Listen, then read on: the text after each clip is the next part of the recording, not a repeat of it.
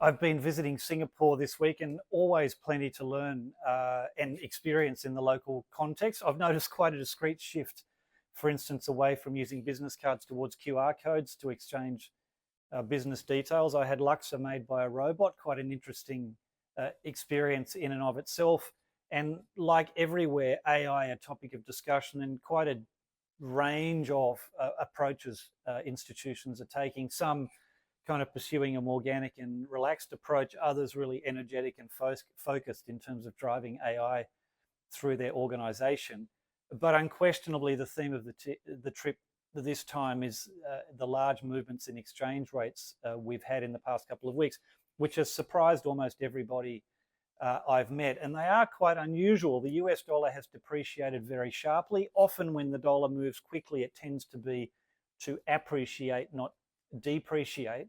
The Australian and New Zealand dollars have been amongst the strongest performers in a world that feels a bit uncertain. That's an odd conjunction as well. The move in gold obviously has been somewhat exponential, and the Singapore dollar itself has strengthened to 10, 11-year highs against the US dollar.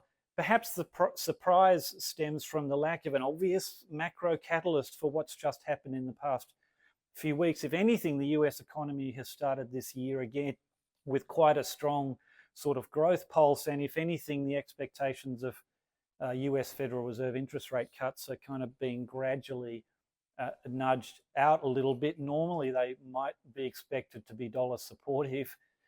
In my time analysing exchange rates, one thing I think is important, which is when you're a debtor currency, a currency running a current account deficit, which the US is. The US also runs a meaningful budget deficit. When you're a debtor currency, you need to be continually reinforcing in investors' minds your institutional resilience. And of course, that's been a great strength of the US economy over years and decades.